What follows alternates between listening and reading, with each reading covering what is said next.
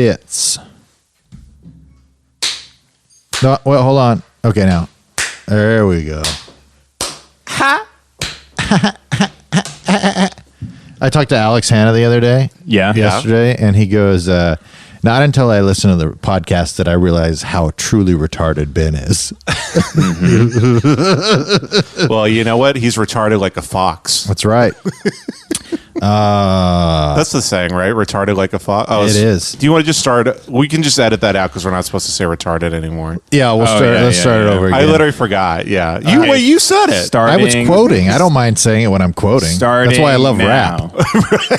I just found out what Rick Perry's ranch's name is. Do you know Rick Perry? Oh yeah, I know the name of the ranch. Don't say it on the pod. I'm not going to say it. Yeah, do you Good know Lord. it? Well, you can say it. You think I would say it? It's literally Inward Head.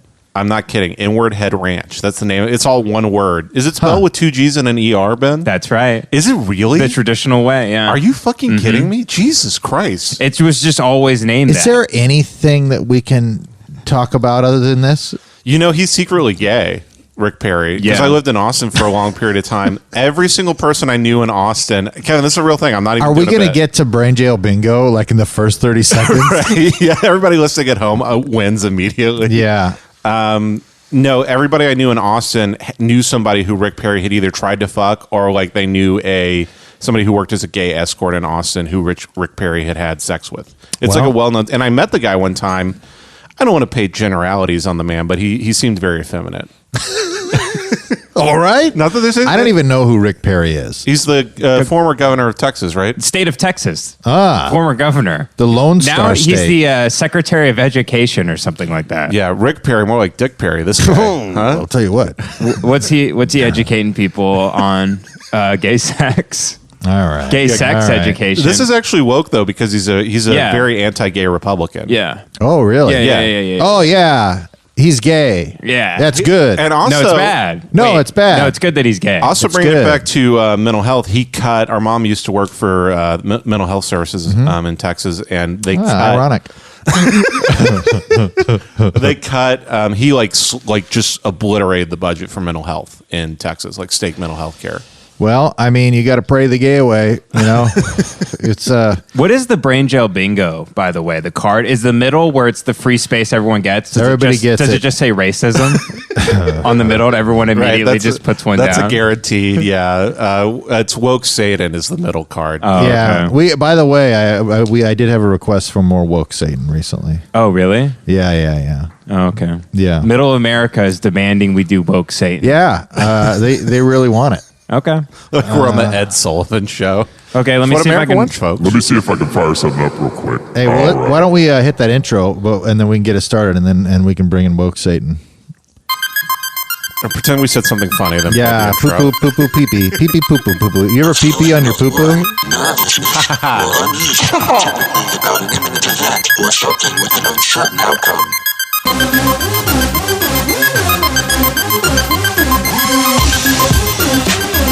If this gonna be that kind of party, I'm gonna stick my dick in the mashed potato.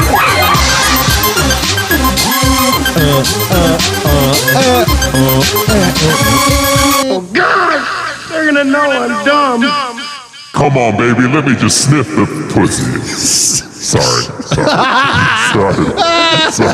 He couldn't even say it. Well, Come on, baby, let me just lick. Halfway through, I realized I'm actually very woke. So I can't sniff that pussy anymore. Oh, It seems like you were more embarrassed to say it. you're looking for No, consent, which is good. No, I'm not embarrassed by my sexuality. I love to sniff the seat. You know what I like? I like a red eye on Southwest Airlines.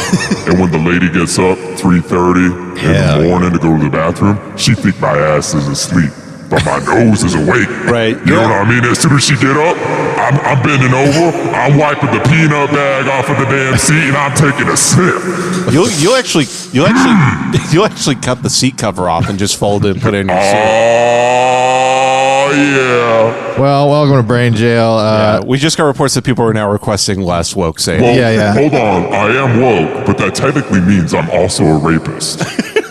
If you think about it. The psychology of a woke person means they're running from something. All right. We're talking about performatively woke versus actually Well, woke. before we get into a beautiful rant, I'm Kevin Tinkin. That's Jay Savory across the way. Yeah, that's actually my biopic is a beautiful rant, like a beautiful mind. beautiful rant, and that satanic voice that is very confused about what is right in the world is Benjamin Al Qaeda Avery. And thanks so much for listening to our pod today. If you enjoy the podcast, please make sure you leave a review and rating on iTunes. That's no accent. I just said it.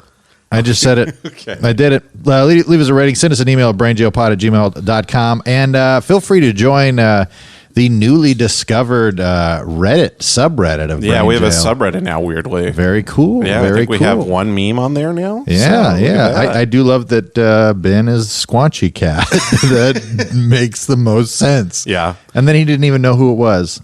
I was going to say, what about A Beautiful Rant, though? And it's a biopic about Rush Limbaugh and how he's mentally insane and addicted to pills, but he can come up with the most beautiful fake rants about minorities for AM radio. I like that. Yeah. I like that a lot. That's just how about radio, but it's just Rush Limbaugh. Y'all feeling me on that one? And he's just a mentally handicapped man who's taken the country by storm with his bad opinions. I feel like I can't even think of who Rush Limbaugh, like what he sounds like. No, that's just kind of Alex Jones. Ladies and gentlemen. That's Alex Jones. Ladies and gentlemen. Still Alex Jones. Yeah, He goes, the thing about, it's kind of like that. And he goes, the thing about Obama is that Michelle is ugly. He always These talks about formerly tobacco-stained fingers. I do remember that. Welcome to Radio Tradio, folks. We got a call in. We got a rocking chair, $70, and if somebody wants to trade a solid block 6-cylinder engine for a horse, feel free to give us a call. The hotline is 6969-6969. yeah, Baba Booey. All right, Stern rules. Bye. Yeah. Did you guys have Radio Tradio in your town? No, I have No, no but idea what I that know is. I know what it is. Boomer. Yeah. Jesus Christ. I didn't even grow up with the radio. Dude, you grew up saying with boomer is like people talking about Rick and Morty now. I remember when I was 6, I had an iPod Mini and a Motorola Razr. Yeah. I was born in 2002. I love riding dirt bikes, and I'm 18 years old. Yeah, that feeling when you can't relate to millennials or Gen Z. Yeah. Yeah. I was born in the wrong generation. I'm actually... You should have been born in 1930s Germany. Yeah. I think the problem is not that when you were born, it's that you were born. Yeah, Ben actually went to yeah. the premiere of Jojo Rabbit and started booing because he didn't know it was an anti-Nazi movie. What's Jojo Rabbit? It's the guy who made Thor Ragnarok. He made a movie about a young Nazi youth whose best friend he has an imaginary best friend who is Hitler. And it's supposed to be like, it's a comedy. It's like a satire of Nazi Germany. This sounds like just free thought. like you're I'm making it he's up. he has a rabbit whose best friend is imaginary Hitler, and he's able to summon a rainbow to fly across. What about the play? You know the play Harvey about the guy who imagines the giant 6-foot rabbit? Like Yeah. he's an adult male. Yeah. Played by Jimmy Stewart in the movie. What if it's just parentheses Steve Harvey, and that's the movie? You keep asking me what the number one question is here. Yeah. Now I can't figure out. You keep telling me what. I'm going to ask you one more goddamn time. Now, Steve, your money's not here. Your answers aren't here, Steve. They're at my cousin's house and my Aunt Jenny's house. Steve, why do you keep saying, "Oh Lord"? Steve, you keep coming in with your huge suits now. Hey, Jace, how about instead of Who Framed Roger Rabbit, it's Who Framed Adolf Hitler? No. Oh, no. Okay, my bad. Why? I feel like I have the that when you see like Someone at home is like, bingo, Yeah. bingo, bingo, got it. I want to go on with it, but it was just so shoehorned in. I don't want to be the anti-bit for guy. no reason. What? Come on. It's like you're reading a Mad Libs we made when we were 12. Jessica Rabbit is played by Eva Braun. Okay, all right. Jesus. And she's really hot. Okay, are you still following me? Yeah, sure. Okay, and it's Adolf Hitler, but he's a rabbit. And then Jessica Rabbit has to go over to the detective, which is actually who was the president of England back then? Winston King Churchill. Edward? No, he's Winston Churchill. So Winston Churchill is actually the judge. the detective. And he's hitting booze hard, so that actually fits. Right, Now, sure. who is that little oh, baby? Winston. The little baby is America. Oh, wow. And the detective pushing the baby down the stairs is Pearl Harbor. Oh, okay. I like this a lot. There we I'm going to write this film. I mean, there's a world where you didn't say anything about this, and it's an alternative universe. Well, thank God I'm a quantum suicide guy. You're a quantum. What does that mean? That means I'm going to go upstairs and kill myself, and I'm going to reappear back here before I made the decision to fuck the podcast up. Yeah, that actually is a real thing, right? A real theory is that, like, technically, like, the idea of eternal life can't exist if there are infinite universes for every different, like, life that you can live. And so you might consciousness die. would never decide to go into a universe where it stops existing. It would only go in. So So if you die in this universe, there's a universe where you didn't die of a heart attack on Tuesday, and then you live in that, and then there's a universe where that person 5 years from now would get hit by a bus. There's a universe where you wouldn't get hit by a bus, and eventually, theoretically, there's some type of universe where, like, Elon Musk is able to download our consciousness into a computer, and we just float around the sun in these infinite computers that have our brains. I have stored in them. Every day that Interesting. every day that I don't have gay sex, I kill myself until I have gay sex. So you're alive in every single universe. Yeah, that's right. I've never killed myself. Ben, who the fuck who's Ben? Come Avery? on, that's a good quantum suicide joke. You don't shut me down on that. No. Who is Ben Avery? Who is Ben Avery? Who really are you? Good question. I mean, what's going on? What have you done this week? I want you to speak in facts only, Ben. What have you done this week? Ooh, I'm Kevin. I'm a boomer. He is owning your ass, dude. Oh, look, I'm Kevin. Ooh, hey, tell me what you've done this week, pal. Ooh, ah. Ooh, goopy, goo. That is really how to own somebody's ass, is just to not ignore all facts and logic and keep going in on a stupid I think for me, it does not feel like owning at all. Kevin, It's like, my feelings don't care about your facts. Okay. All right. I'm Bizarro Ben Shapiro. hey, what if I was gay, you guys? What if but my boyfriend was Hitler?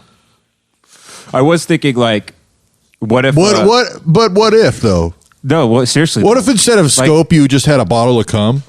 Kevin, suspend your your disbelief for a moment. What if Elon Musk we actually was just building more planes to fly into new towers? You know what an artist does, Kevin?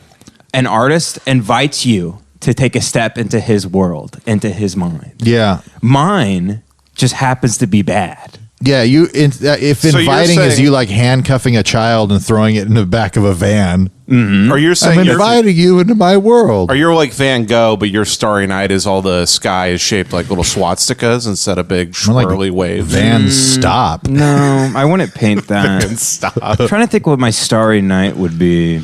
It'd just be a cum shot, Ben. It's so yeah, there we go. Jesus Yeah, yeah, yeah. Christ. Star of David Night. Oh, there we go. Yeah. I like that a lot. Holy moly. Man. It's bad today. How it's bad. about a rocking chair, but every time you rock back, a dick goes in your ass? Okay. It's just a literally- guy sitting on the porch and a dick's going That's in and out of literally his an ass. actual thing. That's an actual sex toy that people purchase. It's called Old Granny's Rockin' Cop. Times are getting so crazy. I feel like I He can't. doesn't give me I can't anything predict for it. anything. He just wants to be No, say I like dumb it. shit. I feel like I can't. Like growing up, people used to say, "Oh, I was born in the wrong generation." Now kids are saying, "I was born in the wrong gender." I hate you so much sometimes. What? Well, my difficult thing is I have to bridge the gap between you and Kevin, or the podcast will You just go off don't the have to. rails. You could just be logical and take my side for it. Well, every then time. nothing. Like literally, it's going to be nothing but conversation breakdown for the Well, entire time. It's like we'll get on some sort of a conversation, and then Ben will be like, "What if I was made like a have stretch limos? What if we had made like a stretch beagle? Like what if I stretched out a little boy's penis?" That's good. And I'm like, "Oh, okay." So anyway, back to, and it's like if I had a time machine, a lot of people say go back and kill Hitler. I'd actually fuck him. I'd go back and fuck him. That's what I do. Do you remember my time machine joke about how I wanted to fuck a time machine? Yes. Good times. Yeah, because Because you put the time machine on random, and as you fuck the time machine, you fuck a different century with each pump, a different time period. You're Yeah. like fucking Stonehenge, and then the Mona Lisa, and This is the strongest confirmation of your autism, by the way. It's because the just inability to pick up social cues. Like I'm just constantly giving you cues to be like, hey, stop. Try to have a regular conversation.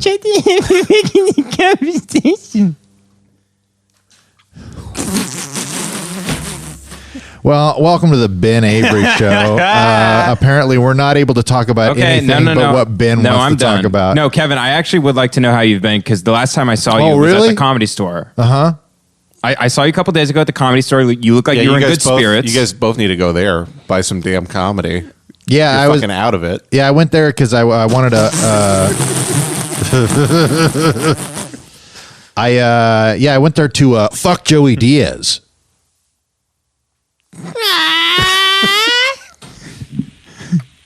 No, I went there to smoke crack and just to blow a bunch of dudes. Just like Tennyson, dude. You're like Yeah, Kevin thinks he's like a leather jacket, like caution tape around the mouth comic. So all he does is smoke crack at the Comedy Store. Well, that's what I'm literally imagining. Some like, because you've heard people at the Comedy Store be like, dude, that's what I love about like this. Like, you feel like the spirit of Kennison. They're doing coke and shit. It's just the guy's like, yeah, man, I did fucking crank in the bathroom and I killed a guy. You ever get up here? Nah. Nah. I never done I just love doing cocaine. I love shooting signs with a pistol that I have illegally brought here. Just guys that fucking like smoke fucking like PCP in a 1996 Corolla and thrash around for 4 hours. Yeah. And they think that's going to make them the greatest comedian to ever live. Well, not even in comedy, you meet people like that in just the arts. I remember when the Hunter S. Thompson people and the Bukowski people. Yeah, I remember meeting a guy in comedy, but it was like when I first started in Aussies, and he was like this old ragged ass dude. He just ruined his life trying to be punk rock. And he was like, yeah, dude, I smoked PCP one time. It was like a table. It was like a table of like us who were in our early 20s and this old decrepit loser. He's like, yeah, dude, I smoked PCP one time. I got so hyped up. I fucking kept scratching my knee and I scratched all the way to the fucking bone. And we were like, that's not... Number one, that sucks. And number two, it's not even cool. It just sucks and you suck.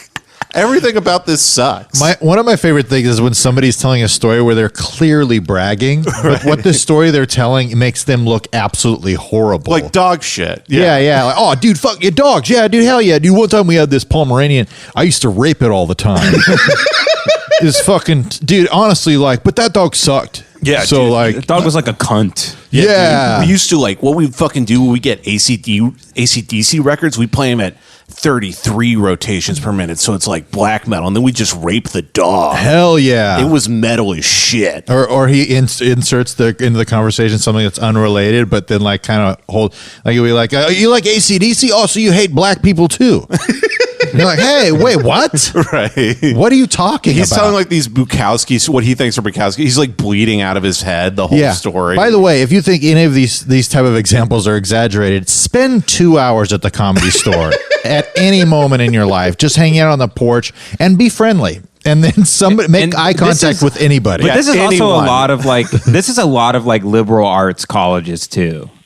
Like 100%. It ranges from the guy with a bowler's hat or a fedora who like he watched the Blues Brothers when he was 14 and he started dressing like them, and he's trying to pretend he never did that, but he's kept a little piece of that with him. Right. And then there's the one guy who read Fear and Loathing in Las Vegas when he was 21, and it was like literally the only book he ever read.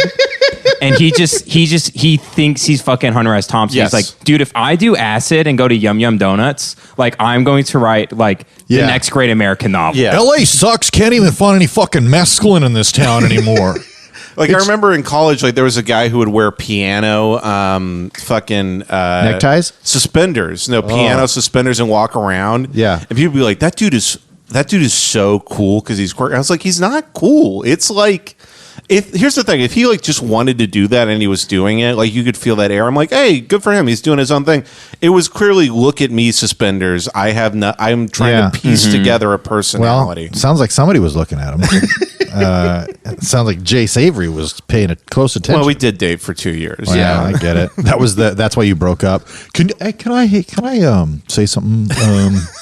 Could you stop wearing the piano key suspenders? You're great.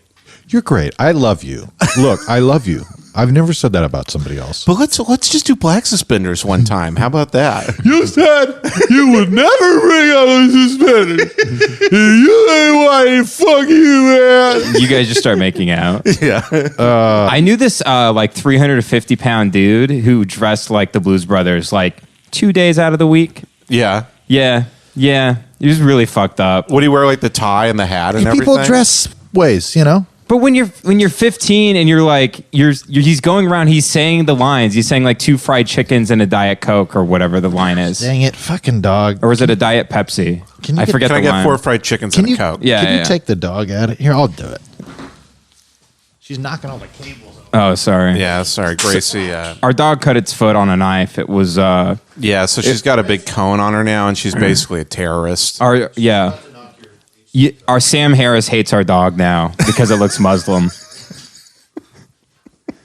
Is Sam Harris actually like a racist guy? You should watch some of his stuff on Rogan, like when it comes to like the Iraq body count shit, where he's like, listen, Joe, here's the thing. I know our country has killed like hundreds of thousands of innocent civilians, but think of it this way. If you're driving your car down the street and, you know, sometimes you're driving, you happen to crash into somebody and kill them. It just happens. Joe goes, yeah, but that's different because you're driving a car and the other one is like Yeah, a big giant war. He's trying to do that like thing that smart people do sometimes, where they're trying to be almost too not woke but too smart. Where like Neil deGrasse Tyson the other day, he's like, "Why were people upset about 9/11 when so many people die every?" And it's like, you're not fucking. Yes, that is also sad, but this is sad too. Yeah, I get the point you're trying to make, but just don't fucking make it. Sam Harris gets all gay, where he acts like he gets all lame. Yeah, he acts like ISIS is the biggest threat to civilization. It's like, buddy, we got 10 others, dude. Like, but that's all. It's kind of his thing. It's all he talks about. I mean, and then you look at videos of ISIS. It's literally 50 dudes in a field with shovels, and some of them have guns that we gave them. Right. And like when you look at drone strikes and stuff, it's like, oh, so wait, this is who we're worried about. Yeah, they're like. I don't want to riding goats. I don't want to oversimplify here, but I'm going to just say killing people's bad. That's your new religion. That's kind of a pretty solid rule, right? Yeah, I think you're good on that. By the way, one of the most interesting brain experiments you can do is read a book. I'm reading a book right now called A Long Way Gone, and it's about boy soldiers in Africa, and they're like 13 years old, and he's like, I go and I blow his face off, and it was very much like your story, your like joke. That yes, yeah. And it's a whole book about it, and then going to an open mic and just hearing people complain is so insane. Yeah, because I'm just like, oh man, what a horrible. I'm literally tearing up in my car a couple of times. I'm getting that real Jay Savory effect. You know what I mean? I'm getting emotional. And then I go to an open mic and people are like, oh, fucking, it's like these microaggressions are just abhorrent. Like, you're ridiculous. I just want to play the book on a loudspeaker. Like say anything, you're outside of mic trying to educate people. Exactly. I hadn't seen my mother or father in 17 years. That's the guy that gets to narrate the audiobook. Oh, it's the actual guy that wrote it. Oh, okay. Yeah, well, there you go. Yeah. It's beautiful, beautiful book. Beautiful book. Lots of murder. Great stuff. Yeah, but Ben, I'll tell you, I agree with you. ISIS is not that bad. No, I think they're the biggest threat to America's existence right now. Yeah. I really don't think any of us know enough about global politics. No, they're clearly the biggest threat. They haven't done anything to our actual country. Mm-hmm. And there hasn't been a terrorist attack on American soil since 2001. What if ISIS was just they're clearly the biggest threat to our country. A crew of men that like to shove icicles up their ass. Okay, actually, Jace, kid, you do a good iced tea impression, right? Right. Do you want to do ISIS tea? Can you do ISIS tea, please? All right, so first off, there we go. First off, because America has bombed our country, I'm going to cut this journalist's head off. Then I'm going to investigate a sexual assault case in the U.S. military, which happens quite a lot. Actually, not even in a bit. This is a real fact. It's very sad. A lot of rapes in the military go unreported because of the chain of command. That's pretty good. So that's my character, Isis T. Now you want to do Isis Cube? Isis Cube. Boom, boom, boom, boom. You were setting me up for so much failure. Right? Go. This is Go, why I Isis. do like It's You're your like birthday. you're like the outlaw in Shane who's shooting at my feet while I dance. You're making me dance. Well, Oh, I just realized that was 50 Cent. That's my Yeah. bad. Like Yeah. if this conversation were like a graph, where you would like have a continuous line for where we actually keep on a conversation, there would just be branches, constant sure. branches. Oh, Kevin, that I met never goes anywhere. I did something cool today. I would love to hear a real story. I hung out with Haley Joel Osment. Did you really? Yeah, Is that true? Yeah. You guys just eat sub sandwiches together? Yeah, me and Haley Joel, We just went to the park. we ran into each other at Jersey Mike's. And then we walked around the reservoir, You guys didn't just even, feeding each other. You didn't even. Yeah, you just talked about the Sixth Sense the whole time. Yeah. You're like, that's a really He's good a movie. tiny guy. I just gave him a piggyback ride, and we just fed the ducks. You're wearing Haley Joe Osment and a baby Bjorn. Yeah. He's your son. Yeah. He's got a baguette, but it's like where like Bo Jackson had the bat, where it's like behind his neck, but then he's got both of his arms over the Right. baguette. Just snaps It's it. like, hey, what's up, Ben? I was just about to make a sandwich, and then he just slicing it open, Yeah. and it's Yeah. just this huge sandwich, like on The Simpsons. And then you're in a park. He's like, could you hold the other side Right. for me? You're just like, so how much money do you have saved up from child star? You're like $150,000. You're like, wow. I mean, that's a lot, but like for the rest of your life, that's not a lot. Did you really hang out with Haley Joel Osment? Yeah, I did. Talk about it. First of all, okay, so here's the first thing that popped in my head. And first of all, I was producing a podcast that he was the guest on. Did you say I see gay people? That's a good bit. Oh, thanks. No, you're welcome. The 6-inch sense. Oh, yeah. The 69th sense. Yeah, there you go. There All you right. go. Okay, so he was a What guest if on the a Sixth Sense podcast. was just gaydar? He's just like he's crying and his tent's shaking, and just a guy pops his head in the tent. He's like, "Hello, Just Richard Simmons. We are out of relish. So if anybody's making a store trip, I'd appreciate you." All you have is French's mustard. It's the worst. He throws up. He's watching The Sopranos. He can only see Vito in the show. And the end of the movie is he helps Bruce Willis realize that he's gay. Yeah. Like, in The Sixth Sense when he's like, he feels his stomach at the end and there's gay the whole blood. time. Yeah, he's been gay the whole time. Or he's like running through Bruce Willis's head is like, the thing about gay people is they don't even know they're gay. And instead of filling his belly for blood, he's just filling his ass and it's full All of right. cum. Okay. I He knew like it. brings Come in. He- I'm coming up. he brings his hands up into I frame and want it's just the world covered in to know. cum. I'ma let it show. And then So- he's just shredding around like Bushwick or where it's shot in Pennsylvania, I think. I can't remember. I regret interrupting you with that brilliant riff. Okay, so you met him. He was a guest on a podcast. that Yeah, you yeah. were- what podcast? But I don't want to say it. The podcast. Don't say the name of the podcast. Yeah, It's yeah. a podcast. Yeah. Okay. Yeah. Here's the thing. Here's what's bad. You know we're on camera too, right? By the way, so even if when you mouth the words, Well, I did the first name though. okay. Yeah, you're like, it's WTF. I'll give you one clue. Okay, so you. You're producing a podcast with Haley Joel Yeah. Osment. So the first thing that runs through my head is I gotta ask him about Open Secret. No, you don't. I did not. You have to ask I him did if he not was because I raped have as to a be kid. professional in the workplace.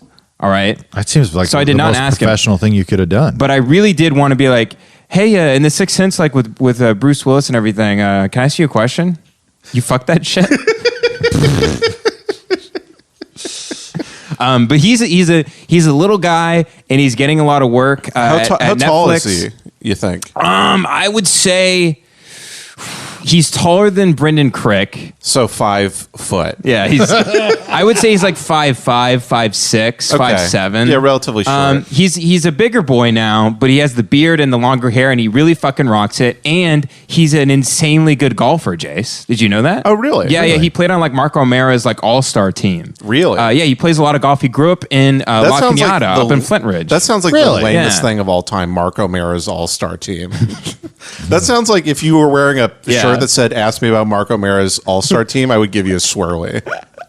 I don't know who Mark O'Mara is. He's like a golfer who won the Masters in 1996. People only still kind of know his name because he was best friends with Tiger Woods. He looks like every one of your dad's friends from when you were a kid. That's Mark Yes. O'Mara. Oh. Yeah.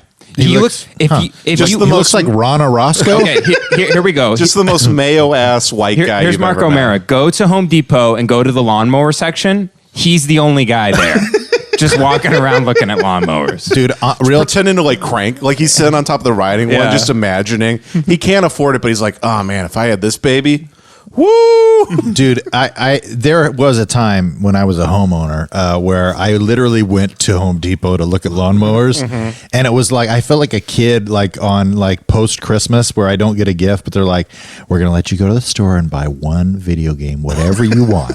And I literally was like walking around like, "Oh fuck, You were actually excited about this it. one's a 200cc, but it doesn't have self driving." Did you do a 360 turn mower? Because those are the bad bitches. Dude, I couldn't do that shit. Plus, I mean, Come on, I only 500 down. I only had an acre. I will say, Oh, you only had an acre? Then it doesn't make Kevin, any when I sense. was out of college, I for like 5 months to raise some money to move to New York. He blew guys under a bridge. Yeah, I blew guys under a bridge, and while I was doing that, I also worked as a custodian at my dad's high school, and it was my job. When I was done blowing the guys, it was my job right. to mow the football field. Oh wow! So I like got Forrest Gump. like literally like Forrest Gump. Hey, that was Haley Joel Osment's first movie. There you go. There we go. Hey, tying it all back That's together. insane. I Yeah. forgot about that. Hey, Mr. Gump. And I'll tell you how he got started in acting right after this. Okay. Go ahead, Jace. Yeah. So anyway, we had this huge lawnmower called the Grasshopper. It was legitimately like maybe 15 feet wide with these huge blades on it. Yeah. And we would go like 45 miles an hour, and I'm supposed to go like 10 miles an hour around the football field, but I was just like nobody was around, so I'm just like like almost killing myself. Yeah. Flying, doing like donuts. Like the field looks like shit. That sounds like a lot. I'm of basically fun. like Batman in like the Christopher Nolan movies, like a huge tank. I'm just like fucking up columns and shit. Yeah, everybody in the town is in the stands like it's NASCAR. They just think NASCAR came to town and you're just flying 100 miles an hour. Dude, in front of my house, children used to gather every week when I'd mow the lawn. Really? Would they hoot and holler? Yeah, they'd gather and holler. Yeah, they. It was just I could not mow my lawn without raging the fuck out every single time because there was like I worked so hard to get my lawn to try to look good, and I just couldn't. It just didn't look good. Well, you're in Fresno. Yes, it's hard. It's so fucking hot. You're not supposed to use that much water, and then I would inevitably run over a sprinkler that would like fire off and like break a bunch of china, that just shatter, and I'd be like, "Fuck, God damn!" And then people like my wife come out like sweet as can be with like a glass of lemonade. Honey, how's it going out here? Thanks so much for working so hard. Just like raging out. I hated that fucking lawn. You're blaring Metallica. Yeah. You're wearing like the Leatherface mask from Texas Chainsaw No, Massacre. real talk. I'd be like listening to like You Made It Weird with Pete Holmes, and he'd be like, the nice thing about being existential is like you have to really clear your mind of thoughts. And I'm just going, fuck. Just try like another sprinkler. I'm making 7 runs to Home Depot, and then I get this is only a quarter sprinkler. I need a half sprinkler. This one doesn't even fucking pop up enough. I don't have enough risers, and now my riser cutter has a dent in it because my damn wife tried to use it to cut the lawn. It's like it was Right. Woo! That was my warehouse job back Damn, in. Kevin really just went back in time to those days. I hated that Yeah. fucking lawn. That was my warehouse job back in Abilene, where I'd just be moving these 15-pound cancerous boxes all day. Cancer boxes? Yeah, they literally said warning causes cancer on it, and it's my job to move them around all day. And I'd just be doing that for 8 hours, and then I'd cut my hand open on a nail, and I'd just be like, I want to fucking die. I hate my life. Yeah, it's the worst, man. It's having to do something over and over and over again that you despise. like fuck my wife Or this podcast. just like doing this podcast, or it's fucking my wife. yeah, or fucking your wife. Yeah, well, every time I fuck your wife, I check in like on a big time card. Like I thought it was like the DMV.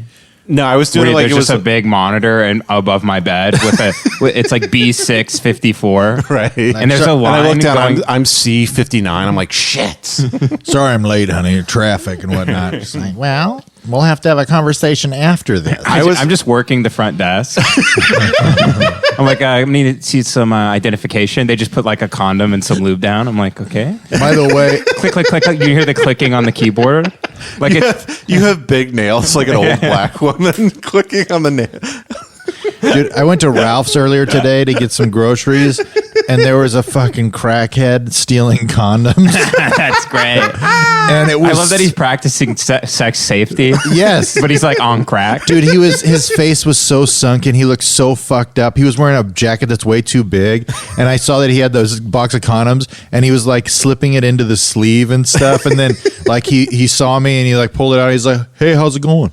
I'm like, "It's going good, buddy. Just looking for some beef stroganoff. How you doing? Oh, just smoking crack. Just cracking it up." You know what is fucked up is they should just be like free What do you mean? They are free. condoms. Oh, I thought you meant crack. Yeah, just go to Planned Parenthood. You get them for free. Oh, you can? Yeah, you Yeah. can. Why is They're kind of fucked up though. So a guy on crack. They're not big enough, huh, Jace? They are like, even not for just for me. I've heard many people say they're like way too small. Like Oh, yeah. it's very bad for your circulation. Out on the b-ball court when you talk about this stuff with your boys. Yeah, you know how I play basketball at the prison every Saturday. Damn, them Planned Parenthood condoms is too small. Are they too small? I just let you float away on this Yeah. voice that you're doing right now. You guys love the voice. Stop. I don't want to pet you. You're so cute, but no. Yeah, sorry, Ben. Anyway, back to Marco Mira's Sorry, my wife All-Stars. just crawled under the table and sat in Kevin's lap. Right. Yeah. Well, I was imagining everybody's fucking your wife like an old time construction yard, like they're clocking in a big thing, and then a steam whistle goes off, and they have to stop fucking your wife and go home for the day. Is the spindle top? Is all the cum collecting in the earth? Sure. Where my wife is getting fucked. Sure. And then like once a day, all the cum just erupts out of the earth due to the pressure. Sure. And that little girl comes out and gives a speech to the state of the to Greta Thunberg or Greta. whatever. She's like, "There's too much cum under the earth, and I shouldn't even be up here right now talking about cum. how dare you? How dare you dump your loads into the earth over and over?" Imagine a pedophile at the Greta Thunberg speech, and he has no idea what he walked into. He's just like, he happens to be sitting front row. Okay. And he doesn't know what it's about to happen. And then Greta Thunberg gets up there, and she just goes, "You ruined my childhood." And he's like, "Oh shit." Like he's getting up. He's like, "Fuck." He's like looking around. A bunch He of just sprints priests out. are just stretching out the neck of their shirt. And then like he's talking about the government. Oh, right, right. Oh, Of yeah, course. yeah, environment. Yeah, the environment. Oh, yeah, I agree with that. Greta Thunberg, what'd that bitch get molested by a blimp? What? What? Well, she's against air travel. Oh, okay. All right, man. Jeez Louise, what are you, Stretch Armstrong? Holy Yeah, fuck. Ben's Mr. Fantastic, but it's just to reach for bits. Yeah, it's just to reach for connections and bits that don't exist. So why did Haley Joel Osment, for $500, why did Haley Joel Osment start his career in acting? So this is the funniest thing. He was at the IKEA in Burbank, the one we all know and love. Oh, great IKEA. Great food. Great food. And very clean. Honestly, great food at the IKEA. Great hot dogs. It's I really didn't cheap. know IKEA's been around that long. Oh, yeah. It's been around since the late 80s. I think 70s even. Yeah. Wow. Yeah. Yeah. So first roll, I'm gonna take you back here. You're gonna have to really imagine Haley Joel Osment. This is before Sixth Sense though, so he's a little bit tinier. This is before Forrest Gump even, his first acting role. He's walking into IKEA with his mom and dad. Wait, this is a real story? Swear to God. Okay. Swear to God, this is how they used to cast kids back then. Yeah. They would take Polaroids of every kid that walked into IKEA. Jesus Christ. Swear to God. Really? He said that. Swear to God. Yep. And they Jesus. happened to pick him for that movie. Yeah. How pedo does that sound? Yeah, Well, I mean, not everybody They- fucks kids. There In are Hollywood, everybody thousands. does fuck There are kids. thousands of probably. Polaroids of just little cute girls and little cute boys that look like Haley Joel Osment and Kayla Culkin. That's happened to my kids. And there's dudes with suspenders and pinstripe shirts. Yeah. And they got their pants just a little bit down, and they're sitting at their desk in their big conference room. Why? And their elbows hitting the table, if you know what I mean. I don't. I don't know what you mean. He's saying they're masturbating. Oh, yeah. Okay. Being off to a big stack. We were at the mall in Burbank, and somebody walked up to my wife and me and was just like, "Hey, you think your children would be interested in being in films?" That happened? Yeah, that's happened a couple of times. Really? Yeah, especially when they were really little, and we both decided that wasn't. That's probably a good idea. move. Yeah, I'm just imagining the sleaziest looking guy who ever, like a mole. It was a woman. Oh, okay. Well, Yeah. there you go. She was Armenian. I will say. But women can be pedophiles too. That's the title of my children's book I'm writing. You wrote Everybody Poops, but it's Everybody Gets Molested. Across all cultures and genders. Right, sure. Rhinos, penguins, I feel like- big tall giraffes. Yeah. I feel like this podcast should be it's like some form of 6 Degrees of Kevin Bacon, but it's just about pedophilia for Ben, where it's like no matter what we talk about, it's gonna come back to pedophilia. Speaking of Kevin Bacon, Jace, you know what is great though? You know what I really want to watch tonight? Yeah, what? Tremors. That was a fun movie. I did like Tremors a How lot. fucking good is Tremors? That's a really fun movie. It's got Reba all right. Come on. McEntire in it. Oh, come on, Kevin. Give it up for Tremors. One time. It's all right. Okay, I would love to hear your takedown of the artistic integrity of Tremors. Oh, Ben, what about it's Tremors, but it's just Lindy West like coming through a wall? She's that fat activist. Is who's really Tremors? mean Is on that Twitter. documentary about Michael J. Fox? They're just all on top of a warehouse in Arizona. So they all have like Well, Michael Jackson is walking around just normally, trying to get some help. He's just Yeah. like, "Is there anybody? I need some gas." and RJ Middy's like trying to fumble with a can of gasoline just over to him. Michael Jackson? No, the kid from Breaking Bad. Oh, RJ Middy. Yeah, with the little canes that he walks around. Oh, yeah. Who was actually faking it in the movie. He pretended to be more disabled than he was. Yeah, he didn't And I'm actually calling need him the- out on this podcast for that. Yeah. Yeah, we're starting a war with RJ Middy. Yeah. Yeah, well, you know what I found out is a lot of people who are dead in movies didn't actually die. What? Yeah, and they You're telling me James Gandolfini's still alive? Yes. Well, that's the thing. It's just like they're taking a lot of these roles away from people who are actually dead, and it's just fucked up. Right, sure. Yeah. It's just not right. That's what I want more fucked up people to play fucked up people in movies. Yeah. Yeah. Yeah, why act when you can just be yourself? Yeah, for the Stephen Hawking biopic, why do we have to hire Eddie Redmayne instead of a guy who can't move or speak to do the acting? Yeah. Exactly. You just sit there. Oh, okay. Did you watch that movie? Yeah, I liked it. Was it really? Yeah, I I could did not like get over What's it called again? The universe beyond the theory of everything. The theory of the universe. The theory of everything. Okay. I could not get past just Eddie Redmayne is such a guy who's like, well, the thing about the art of acting is you become a person, Yeah. So I just couldn't get past him just being all like I saw the clips of him just being fucked up, and I just could not get past him being like, man, what a great job I am just being fucked up and shit right now. Like so proud of himself. For whatever reason, I can't get past that when an actor is too proud of himself. Well, I mean, I get it. I really get it. You have to become the person. I have to before I come into this studio to record this podcast, I have to become an idiot. And you just snort gas out of a canister. Yeah, I just start huffing paint thinner, and then I come in here, and I'm like, "What if all the spaceships were actually just dicks?" Who should I become then, Kevin? Because I contain multitudes. I realized this week that not only am I BoJack Horseman, I am also Tony Soprano, and I'm Walter White. And I'm Rick from Rick and Morty. You have to now. So You I have gotta to do choose one. so much exposition to even get understand. Like, Well, 1/10 hear me of out. 1% of what the fuck you're talking When about. I'm BoJack, it's because I'm in Hollywood and I have addiction issues. and Right? you have a horse cock. I'm Tony Soprano because I'm a 50-year-old Italian guy who You're has not. panic attacks. You're not an Italian. I'm Walter White because I'm a genius, and then I'm Rick from Rick and Morty because I have intimacy issues and an addiction problem. Okay. So which one should I be? I realize I'm all four of those things. I don't know. Just a derailer. That's just whatever. Which one is the biggest derail? You should be BoJack Horseman, but on the tracks, dead on a railroad track that just derails a high-speed train. You want to replace me with a dead horse, Yes. a dead cartoon horse. Yes. No, I just You would have to put me on ice. You really get on one where you can't even follow the fucking conversation. I'm following just sometimes. fine. Where did BoJack Horseman and where did any of this come You were from? saying I should choose a different personality. Did I? Yeah. No, I did not. Yeah, you did. Nope. Yep. Nope. Do you want to rewind it? Listen, no, I am taking a conscious objection to this, and I'm just letting you guys work it out rather than trying to bridge. You guys got to get on a conversational wavelength. I would just love that's somehow similar to each other. So, and then yes, I'll join in. I would love to be able to just have one subject for like 5 minutes at a time. Okay.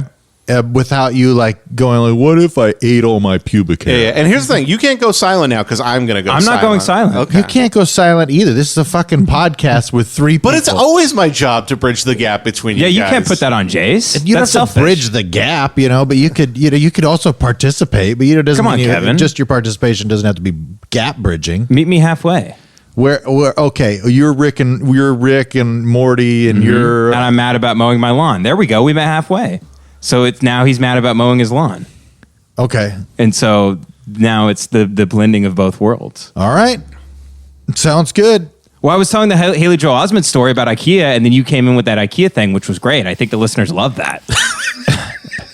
So there was us. Like you're looking at the misses and not the makes, and that's why you'll never be a big podcaster like me. You know what I Okay. mean? Sure. I'm gonna be Rogan. Okay. That's I'm good. gonna start taking ayahuasca. Ayahuasca.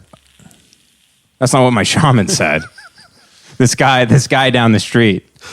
Johnny Shaman. Yeah, I just fall asleep for 65 hours, and I wake up, and he's like, "That was ayahuasca," and he's dusting his hands off and wiping the dust off of his feet.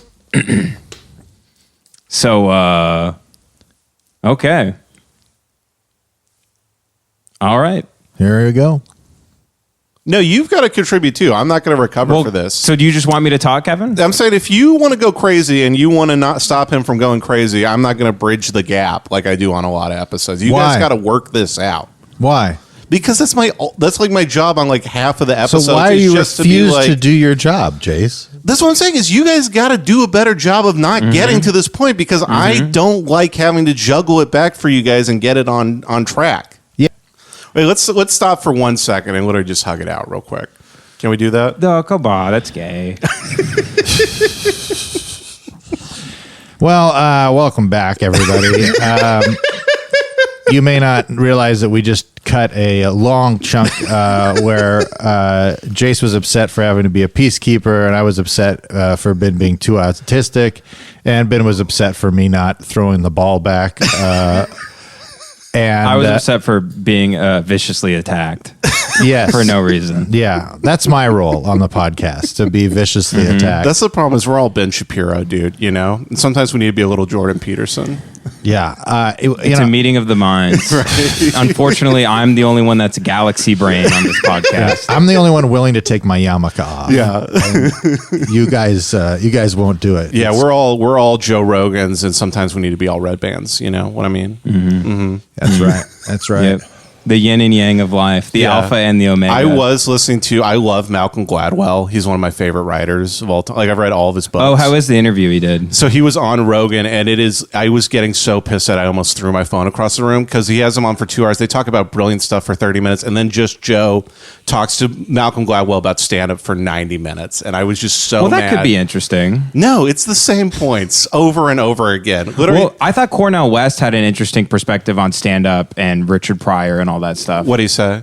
He was like, "Here's the thing, Dad." He's like, "Motherfucker." He's like, that's your shit up there. You know what I'm saying? I was like, I thought this was Cornel West. He's like, "Nah, son." He was like dabbing the mic. Right, he's like, "Hey, brother love, sometimes when you do your thing, it'd be all right, Jack." Colin Powell saying son constantly. Right. It's just Joe Rogan confused. He just found a black guy he thought was Cornel West. Just a guy breakdancing outside of his recording studio. All right, and we're live with Dr. Cornel West. What it is? Hey, yo.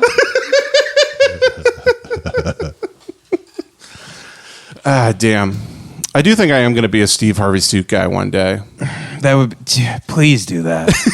I'm going to be a Beetlejuice suit guy. A Beetlejuice guy. Mm-hmm. You have the same hair and like fucked up mold on your face and shit.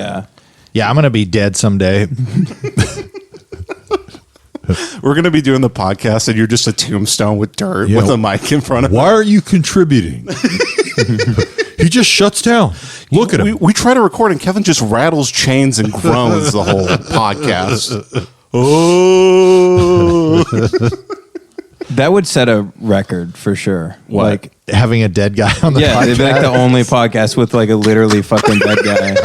You know what Guinness record we could set if we put our minds to it? What? And this could put us on the map for podcasting because I know we're where we're at. We're doing well We're doing in terms okay. of downloads. We're still early. Yeah. But if we all put our heads together, we could become the fattest podcast. It would take years and years. But if we all got up to like 450, 500 plus. Yeah, like $5 dude.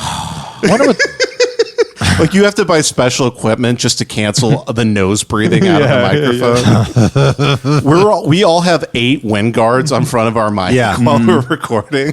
The headphones are like it's 2 headphones on either side of our ears, right? Like separate pairs of headphones because it can't go far enough around our fucking fat head. We have a spit guard all over all the equipment. And like we have to speak through like we're at a salad bar. Right. The listeners just like, did they have 9 pugs on a microphone for this recording? Come in, my Saint Bernard. Ben, why does everything have to be pedophilia?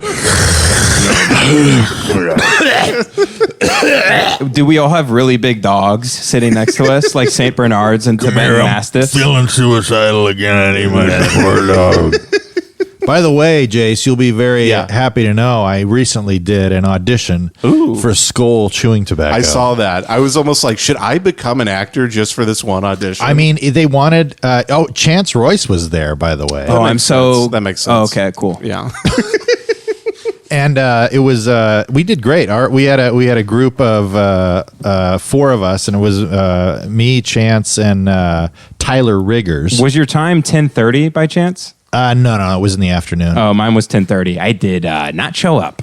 Really? Yeah. Just no show, huh? Yeah, and then my agency calls me. They're like, "Hey, what happened?" I go, "Yeah, my car got stolen again this week." They're like, "Oh, do you want us to not submit you to stuff for a couple of weeks?" I'm like, "Yeah, I just got to get another car." Yeah, you're like that old Zach Galifianakis joke. The hardest part about college was how many times my grandma died. Yeah. And they're like, "Oh, well, but so do you want us to cancel your Starbucks edition at 2:30 for $40,000?" I'm like, "No, I'm going to make that actually. I'm just taking the bus." The Skull one for $2,000. I can't make that one. Yeah. 3,200. You're like, oh, what? You know what? Actually, I just found my car again. Guy dropped it off in my driveway, so I'll make that $40,000 audition. But the guy who stole it brought it back, and he told me he's going to steal it tonight. Yeah. So I'm going to do the Starbucks one at 2:30, but then just like take me off. Don't fire me though. Yeah. In case Toyota or something has something for me, right? Or peanut M&Ms. Yeah. I haven't submitted for any of those big ones. Kevin, it's always for the really small ones. I'll be honest with you. I don't show up for 80% of my auditions, and they haven't said shit. Really? They haven't said shit to me. Yeah, they give me a real tongue lashing Dude, when I call in. If it's under 2,500, I don't go. Yeah. Yeah, you don't get out of bed for less than 3 Gs. It's like, dude, in terms of the gas I've spent driving to these auditions, I know. I'm so in the hole already. And I talk to these people, I go, yeah, my agency likes me because everything I go on, I get a callback or an avail. So they send me on everything. And they go, yeah, that was how it was for me for 4 years too. And I finally booked one. I'm like, oh, God. Yeah, it seems brutal and dumb. Yeah. It is pretty brutal. It's just like sometimes I'll pull the lever twice a month. At the biggest slot machine in the casino, I'll go fucking pull it twice a month. Why not? Yeah. It was, the commercial was ridiculous because they're like, oh, you guys are all camping. You're cooking venison on an open fire and it's boys night, just men being men. And I was just like, hey, you guys fucking any whores this week? And they're like, whoa. Oh, it's like that old Pecos, the hot sauce commercial, like an old prospector. Oh, no, where they're Pace, where they're like, I hear that cowboy buys his dip from New York City. New York City. What is he? Yeah. I remember watching those commercials when I was like 12 years old and being like, I don't know what homophobia is yet, but this is homophobia. The Pace Picante? Yeah, because they're just like, I heard he buys his hot sauce from New York. It's like they just want to call him the F word for gay people. That's it. You think it's because that's where gay people live? Is in New York City? 100% that's what it's for. They're like, yeah, New York, it's full of gay people and like Jews. I don't know, That's the man. whole It'd be like undertone the of the same thing if they're like, those motorcycles are made in New York City. Yeah, New York Yeah. City. It's like the term city slicker. It just means the F word for gay people. it really kind of It does a does. little bit. So you're Fucking saying there's- city boy. They're just calling him gay. That's all it is. Like I've told you before, I remember going home for Thanksgiving and like literally 5 family members came up. They thought I was still living in New York. And they go, so where are you living now? And I'm like, I'm Los Angeles, actually. They're like, Los Angeles. Yeah, they And then, freak out. Yeah, and then I was like, yeah, actually, I it's and they're like, a lot of funny business in Los Angeles. Just like, what? They don't talk to me for the rest of Thanksgiving. Yeah. You got yourself a Prius, Right. huh? Don't let Jace touch the yam. He's probably going to get AIDS on it. You're gonna get all this gay on the yams. I don't want them gay yams like last Christmas. Let's actually go through. There are a lot of code words they use for gay people. It's city slicker. It's city boy. Yeah. It's what was the one you just said, Jace? Funny business. Funny business, yeah. Hold on. There's one. In There's, Texas, they love saying fruits. I'm not even oh kidding. yeah. Fruity. Twisty treat. Twisty treat? Yeah, they'll be like, that guy went down to Twisty Treat. Fairies? And you go, what are you talking about? They go, he's driving up Hershey Highway. Yeah, eyes bugging out. That fella, he chews a lot of zebra gum, if you catch my drift. I love zebra gum. Yeah, Hershey Highway is a fun one. It's just like... Yeah, that boy's down at the funny farm. he's a real leprechaun. He loves the rainbows, if you know what I mean. There's no pot of gold at the end of it, though. Yeah, Pot or something. Yeah, my son moved to L.A. He started watching documentaries about Basquiat. You know what that means. What's Basquiat? John Paul Basquiat, one of the famous graffiti artists from the mid-1980s, died of AIDS because he's a homosexual. You have to know so much history to be I'm actually homophobic. very, I watch Angels in America so I can make fun of gay people more accurately. Yeah, I do a lot of research on the gays just so as I can insult people with more intelligence. You know? My doctor told me there's a chemical in Werther's Original that keeps me straight, so I just pop one in every time I think about, going down on my bus driver or something.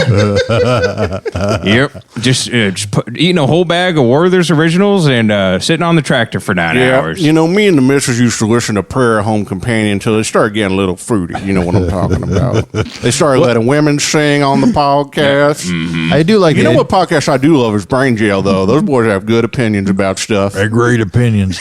I do like the idea of Walter Matthau, or who's the guy? Grumpy old men. Oh no, I guess that is Dennis. He's a menace. Yeah, that's He's also gay. Walter Matthau. Yeah. Wait, who's the guy that does diabetes? Oh, Wilford Brimley. Wilford Brimley having like a anti-gay conversation with somebody.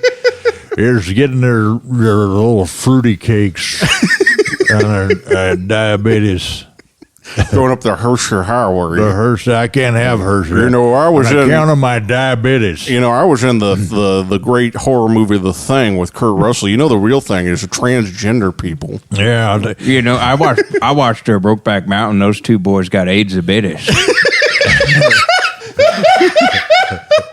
Yeah, diabetes. diabetes. He calls it diabetes. That's what he calls HIV. Yeah, that's his commercial for diabetes. He goes, my doctor called me up and told me, son, your kidneys are acting a little gay, so we got to inject you with some penicillin. What if Wilford Brimley found out he had HIV and diabetes at the same time, and like a company came to him, they're like, hey, so you have? He's like, no. They're like, oh, we thought you had diabetes. We were going to give you this big. He's like, no, I have it. He's like, I'll do the commercial. I'm running very low on money. That would be depressing for him getting AIDS and diabetes at the same time. Well, that's if you fuck a big fat guy. Right. If you fuck the fat Italian guy from The Sopranos. You fuck Vito. JC, speaking of Vito. I can't have sweets or ass. Yeah, I got a bit of an ash tooth. At the end of the day, a long, hard day, I like sitting down with a bowl of Werther's Original, sugar-free, on account I got the diabetes. I just love the idea of an old man, instead of saying sweet tooth, he's calling his gay urges ass tooth. Yeah, I got a bit of an ass tooth. I got a bit of a cock tooth. Does he just, instead of having like a wrap over his head with the bow, does he have it just around his ass? Yeah, around his ass. Just keep his ass closed off. Yeah. He just has a big ice pack on his asshole. He's bending over and putting a cold steak on his asshole.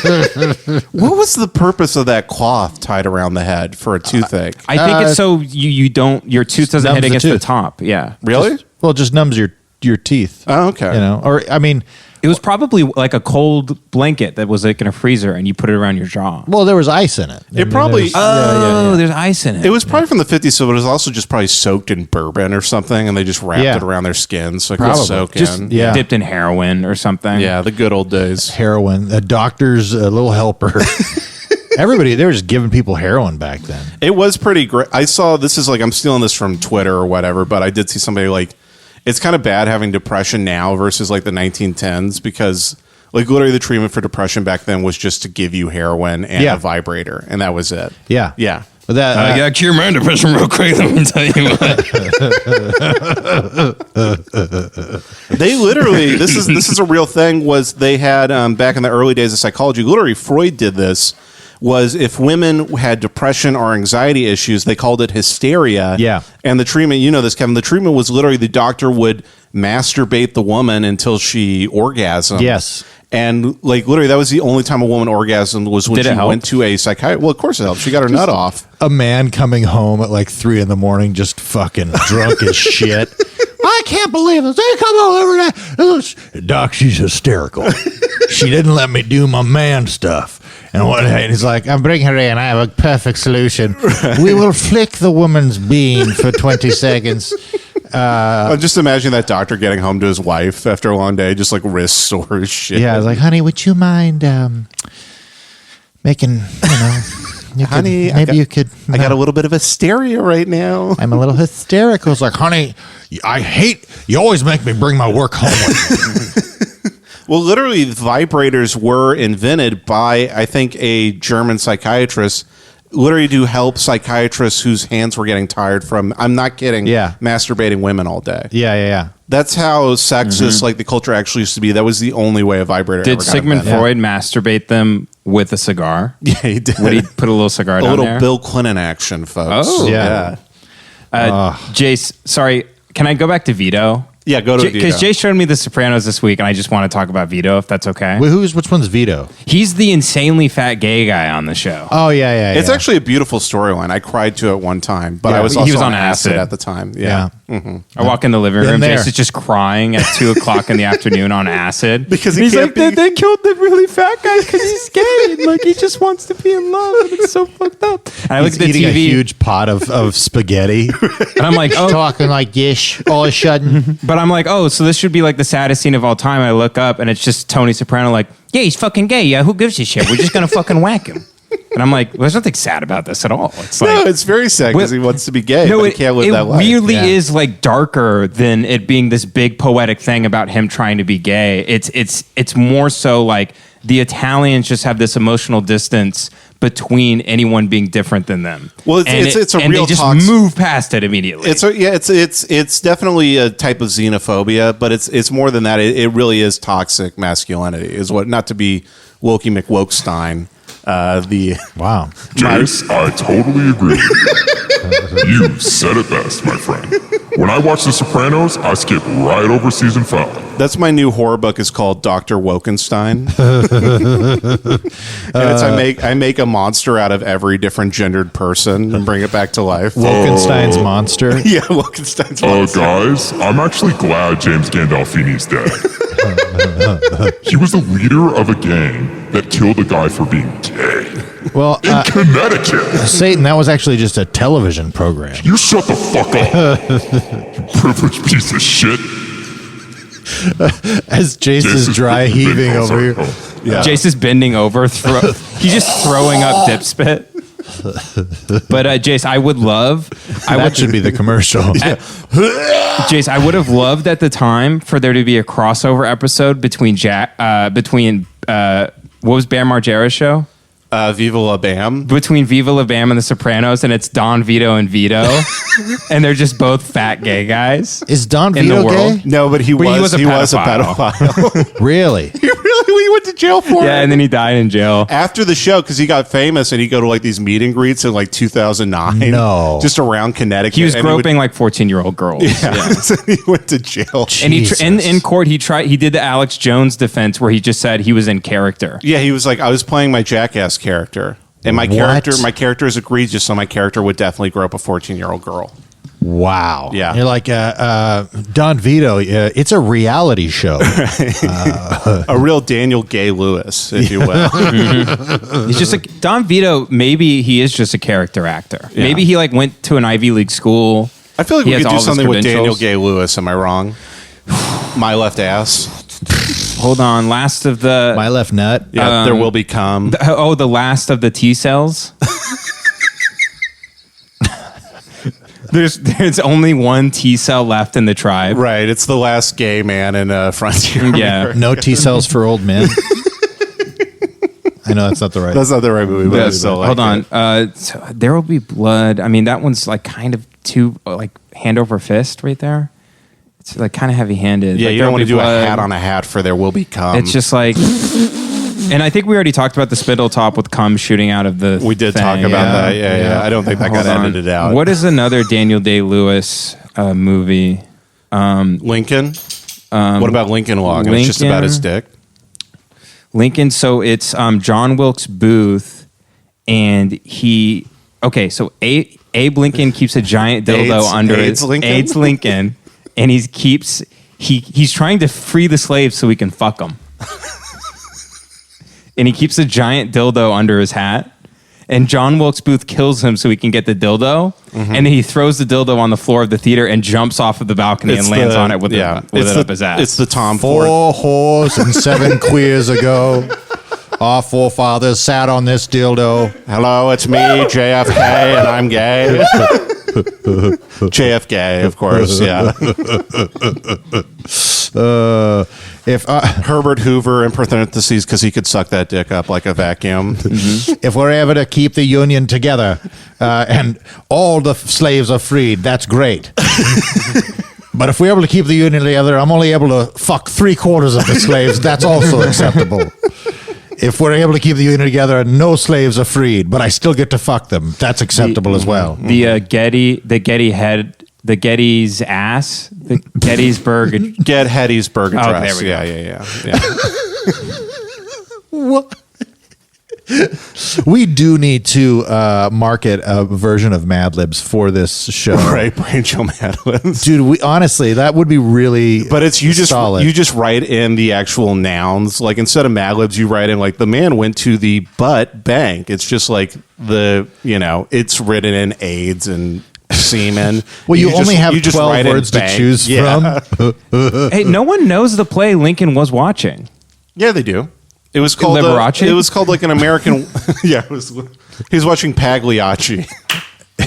What if he was just watching Rent? Yeah, it was right. He was watching Hamilton. He's like, I don't know if this is accurate. A lot of minorities on stage right now for the 1860s. No, it was like called An American Lady or something like that. People do know what it is. Oh, really? Yeah. Okay, so Yeah. it wasn't gay. Ain't any more of those around. So it was an American man. Right. Yeah. In this version, in this universe.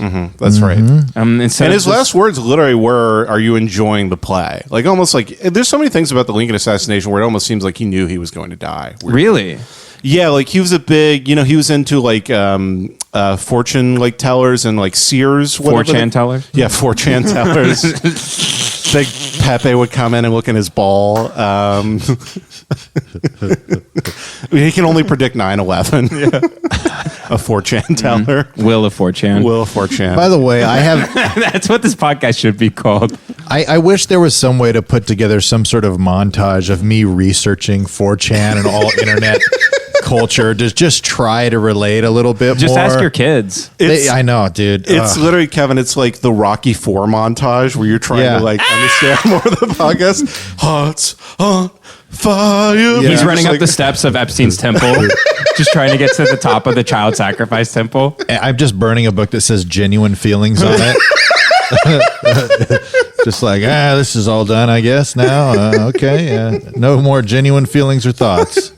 You're going to eat racism and shit homophobia, kid. Bum, ba, ba, bum, ba, ba, bum, ba, ba, bum. Right. Kid, when I'm done with you, you're going to shit and eat shit. Dude, I do love, because I've watched enough of the little YouTube videos on like explaining like, you know, the history of Pepe or whatever. And it's very... Thanks for subscribing, by the way. It's very counterproductive because they'll be like, Pepe's actually not racist. He was used for many encouragings. First, there was, feels good man. Right. And then they would have feel good man. And he would zoom in on like a section of the 4chan, anonymous 753-864, whatever. Right. And then right above it is a guy screaming the N-word 7 times. And then it was like, feels good, man. They're like, Pepe was not racist in the beginning. Well, it is funny. We've talked about it on the show, but like the Chinese resistance, Pepe has like become their symbol because they don't know that it means like a racist thing now, right, in America, right? Yeah. Well, I think it does definitely symbolize just an idiot using the influence of a bunch of people who were so over caring about all this dumb bullshit. Yeah. Like, because it is kind of, I do see it as somebody who's like a Zen Buddhist that also doesn't mind just ruining people's days and making people feel absolutely horrible. It is very... Like Buddha is Groyper? Yeah, exactly. Like they're just like, they're just like, oh yeah, none of this matters. Yeah, the war, there's kids in cages. Yeah, I can't do anything about it. So hail Hitler. The Dolly Pepe. Well, it is very interesting because I was literally listening to a podcast, a Sam Harris podcast about the same thing where, if you look at it before, I remember like that whole 4chan, I never went on 4chan, but I read subreddits about 4chan posts and shit just to like, in 2014, you were just laughing at nerds and people who couldn't, like, who were just severely autistic and stuff. Yeah. And what you're right, Kevin. It's like a metaphor for what happened to the country because people got so nihilistic about they were losing, like steel mills were closing, people in the Rust Belt couldn't get jobs, right? People are losing their homes, and it's the same thing on 4chan. People are like, "What am I supposed to be alive for?" So they turn to nihilism, right? And the problem about this is we've talked about it before. When you have severe irony and severe nihilism and nothing else matters, it's great for tearing down an institution like a Hillary Clinton type of thing. It's like, oh yeah, meet the new boss, same as the old boss. She doesn't give a fuck about us. She just wants to be in power. So they tore that down. But you see what happens is when you're nihilistic and you have this irony poisoning is nothing gets put in its place. Right. So what gets put in its place is Donald Trump, who is, a terrible president. So now it's like... And it's opposite day on the podcast, folks. Yeah, Trump, who's very terrible, and I didn't vote for him. It's opposite day. No, but like seriously. So like now you kind of see like this is the fruits of what's happened with that nihilism. Is people are like, oh yeah, like rejecting everything still leaves me fucked. So where do I go from here? It still leaves you with nothing in the end. Yeah, exactly. Yeah, which has kind of always been my. Which is why I think we have done a better job in recent podcasts, but which is why it's just like it just can't constantly be ironic. Which is why I appreciate that we do have serious moments on the podcast because it's like, okay, let's be real people. Right, let's be real people here for a second. Yeah. If like resentment and bitterness and rage and frustration and horniness, if those are all the things sort of driving your. Like if those are like the things driving the engine, the utterances of who you are, you're going to end up either on the left or on the right, far on the left or on the right. Well, because what you're doing is very similar. You're letting your emotions dictate your ideology, especially anger and especially hate. Yeah. In that case, and when emotions dictate ideology, that's where you end up in an extreme place, not so close to the middle, which I think is I'm kind of like left middle. But I don't think I don't think going extreme either way makes it can't be everything on one side is correct. Like that can't be the case. If you had wife and kids, you wouldn't be either of those options. Like if you had, you know what I mean? Like so many of these people there's not a guy at Goldman Sachs that's in the alt-right. Yeah, well, You know what I mean? Well, I don't know about that, honestly. Maybe he's funding all right. Yeah, funding all right. To confuse people, but... Yeah, but what I'm saying is, like, people like that, if they had an actual purpose to be alive, because some of these people, like we're talking about these 4chan type people, they have these incels, they, like, have nothing going for their life. If you actually had meaning and purpose, you wouldn't be in this state where you're, trying to make America burn to the ground. Yeah. Well, and I don't quicker. That's the thing. I'll push against that a little catalyst. bit because I don't think that they're necessarily even trying to make America burn to the ground. I think they're just seeing people be so precious about just seeing you like trying to hawk up a loogie. I know. While I'm trying to they're seeing people be so precious. You're seeing people be so precious about this stuff that they really don't have any control over. At the end of the day, have a very hard time pointing to anything that actually reflects in any way in their actual lives. Right. They have no way of seeing the positive in certain things, and so. It's like, if they're going to be precious about that, I don't give a shit. I realize that this is pointless and it doesn't matter. So I'm just going to shout, the N-word from the top of the Sears Tower. Right. Because, it really pisses these people off that think that it actually matters. And we've seen that, Ben, we talked about this with friends that we have where they've been so angry about this coastal democratic elite type of thing, fake rich people pretending to be woke, that they rail against that, and then they end up on the other side where they're shouting like almost Republican ideology. Yes. And I go, you guys aren't Republican. Right. I know this about, like, I know that you That's actually what's so believe. funny is like it's like you end up culturally left or culturally right, no matter where you are. Like you just get put somewhere and you don't really have a choice. These same friends of ours that we're talking about, like, we've seen them like rant about Greta Thunberg, and I'm like, why is this making you angry? Right, A child right. speaking about climate change. Why are you so angry about this?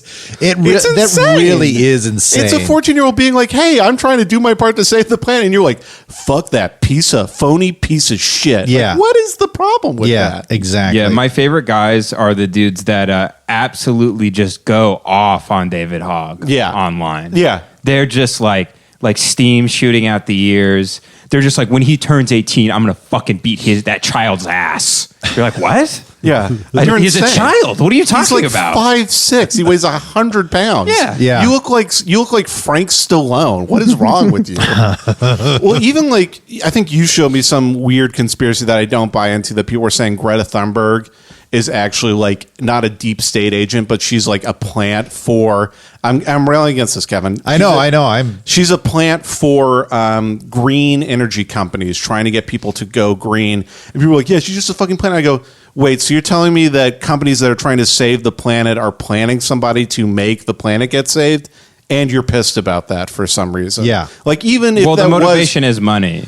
Even if that was disingenuous, the motivation is money, but how are you going to get people to do anything other than money, really, on a long scale? It's something in the right direction, but it just, again, points toward that, like, everything is literally like a controlled op. Literally everything. Even if I'm saying even if it is, but it's like at the same point you have to, like, you can't just reject everything. Like, things do actually have to change with global warming, or we're all fucked. So even if it is disingenuous, I agree with you. Yeah. There's some things you just have to accept. That's what life is a lot of the time. Right. When somebody's doing good, sometimes they're doing it for selfish reasons. Let's hope saving the planet in the future is the thing that makes the most money in the world. 100%. Let's fucking hope. Yeah. Let's hope. I mean, that's the hope with Tesla and all this stuff, is like a guy has actually figured out a way to make green energy make him a lot of money, and the market will hopefully follow that, because you're right, you can't just like get every business in America to be like, guys, let's just be better, let's fuck the profit, fuck the net gain. There has to be incentive. Exactly. There has to be incentive. There has to be incentive in some way, and a lot of people right now are using morality as the incentive, which honestly, even the people that subscribe to it, when you get down to it, they really don't give a shit anyway. You know, because that's the thing with a lot of these alt-right. Sorry, did I cut you off? No. That's the thing with a lot of these alt-right people online, is I think those people originally started as, if you look back at those 4chan type people in like 2004, they were like rebelling against Bush and like, yeah, fuck you, making me like want to be conservative, and like I can't listen to Eminem albums and shit like that. So they have those ideals in their head, but now they've gotten to the point where they're actually defending Republicans, which they don't believe in at all. Right. So, Well, I think that's like, I mean, if anybody was going to try to label this podcast or how we are, they would We're be like, culturally right. oh yeah, Yeah. they'd be like, oh, those guys they're all on the right. yes. It's just like, no. I'm kind of taking this from Tim. He was saying this last night. He was like, if you kind of like, if you're someone who tends to speak their mind and try to speak honestly, and there's like Yes. nuance with a lot of stuff you say, you tend to end up kind of culturally right. If you're sort of like, for instance, with Rogan asks a lot of questions and he says, oh, that's interesting. Right. That is kind of the reason he's culturally right. I know a lot of people Well- pinpoint that he's had Alex Jones and like Eddie Bravo is like a flat earther on, but he's not culturally like right. I was literally thinking about this today because I was listening to an interview. And by the way, Tim supports Bernie too on the podcast. right, 100%. Yeah. Is like, I think you come off as perceptionally right because I have friends who are like, they're like, like they know I listen to Rogan and they're like, fuck Joe Rogan. He's a Republican piece of shit. Meathead, And then yeah. I'm literally like, I'm listening to him with Richard Dawkins talk about how like Christianity has ruined institutions. Yep. And I'm like, Or Cornel West. Or Cornel West Yeah. or Malcolm Gladwell. They're talking about why shootings happen on black teenagers in cities. They're like discussing that for 30 minutes. And I'm like, this is like the most left-leaning thing I could have. He had Bernie on the podcast Yeah. supporting him. He had Andrew Yang on. And so Yeah. it's like, I think if you question things a lot of the time, you will appear to be Republican to a lot of people. And you know what's bullshit too is people say, "Oh, this doesn't affect the middle of the country." It's like, "Oh, is the middle of the country not on the fucking internet?" Right. Like it can't be everybody is watching The Ranch. I'm assuming no one that listens to this podcast watches The fucking Ranch with Ashton Kutcher. That There's like- dog shit there's, show. There's one Yeah, you fan who's never like know. so hurt right now. Yeah, People are going to like what they like. no, sure, you know. and it's needed. Go watch The Ranch. Not everyone can listen to a podcast about poo poo and pee pee. That's Yeah. fine. I think Yeah, it's, not everybody's ready for the brilliance of brain jail. You know? I think it's more that most of the people in the middle of the country, I think for the most part, at least our age, are really tuned out. It's not like they're Yes. left or right or listening to any of this. They're watching The Ranch or something, literally because they're just like, I'm Yeah. exhausted. Yeah. I don't care. I just want to. Who's the guy in the mouse suit? He sings good, I think. Is he a football player? Yeah, they want to watch The Masked Singer and Maybe. just be like, hey, my life is hell. I want constant distraction from my life being hell. That Chinese guy with a small dick thinks it's this guy. Is it maybe? Oh, that pretty boobs thinks it's this guy. I noticed that with myself recently, where I literally, because I got a job, by the way, for the listeners, so I started in like a week and a half. Hell yeah. because I'm a wage cuck apparently. yeah. But I've been unemployed for like 2 weeks now. Yeah. and I caught myself literally just watching Sopranos all day Amateur. because I wasn't distracted by a job. I was just alone with my thoughts, and I didn't like that. I was feeling very depressed. Yeah. very almost suicidal, just because I'm going crazy with my thoughts and trying to be distracted and pushing them down with television. And on Tuesday, we're recording on Thursday. On Tuesday, I literally made a challenge to myself that I wouldn't watch any media on like my phone or the TV or anything. Like I could look at like the internet and shit, but I can't watch videos. Yeah. Can't go on YouTube. Can't turn the TV on until Friday at 5 p.m. And the first day I was like almost having a panic attack. And then the second day, you know what I did? I hadn't drawn in a week. I did like 4 drawings in one day. Hell and I yeah. worked out like twice. Yeah. And I like cleaned like the downstairs kitchen. So I think that's a natural drive for a lot of people, is just to unplug and distract themselves from the pain that is just going through their head constantly. Absolutely. I don't know if Kevin feels this way. I feel like I don't distract myself enough.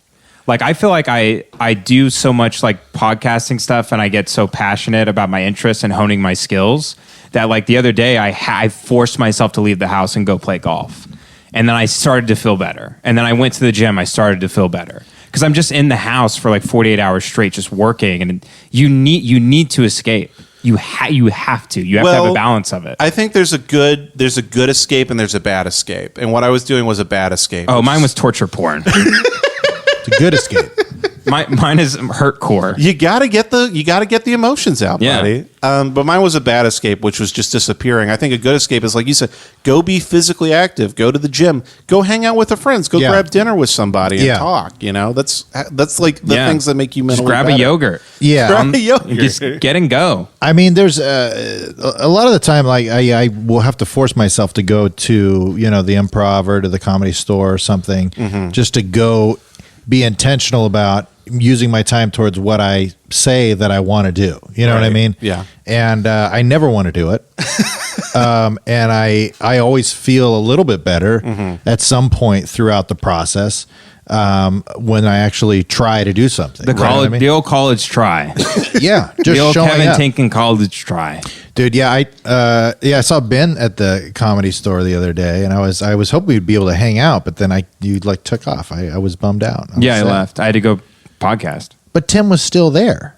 No, the show was ending, and then we went to podcast at his place. Oh, because it said he was supposed to go up at 11:30. Then we had to go back. Oh, I see. Yeah.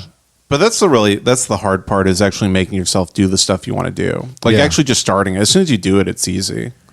Yeah. I got to start this porn network. All right, let's start a hurtcore site. What is hurtcore? Hurtcore is just like people like twisting kids' arms until they cry. It's just videos of like stuff like that. Is it so it's just sadism. I don't like it being called hurtcore, like it's a different, like it's punk rock. Yeah, you don't need to something. make a new name for well, they call them hurtcore sites. Like the FBI refers to them as such. But it's another term is like torture porn. Sadism, that type of thing. Yeah. But it's not like two consenting adults. These guys aren't into that. These are truckers that have been on PCP for literally 68 hours, and they're using the fucking gas station Wi-Fi in their truck to watch the one thing that makes them happy before they get back on the road. Can I ask you something? Because this is something I know we're probably close with the 20 minutes we edited out where we yelled at each other. Yeah, we're wrap up time I feel so silly about now. I'm glad we had the talk. I think it was good, but I love both of you guys. But a thing I just kind of wanted to talk about because it's been going through my mind, and it's from The Sopranos, watching it, where they talk about, I know it sounds silly, but it did kind of bring up this thought pattern I've been thinking about, where Tony's therapist says to him, they're talking about his anger issues, and specifically how it relates to his depression.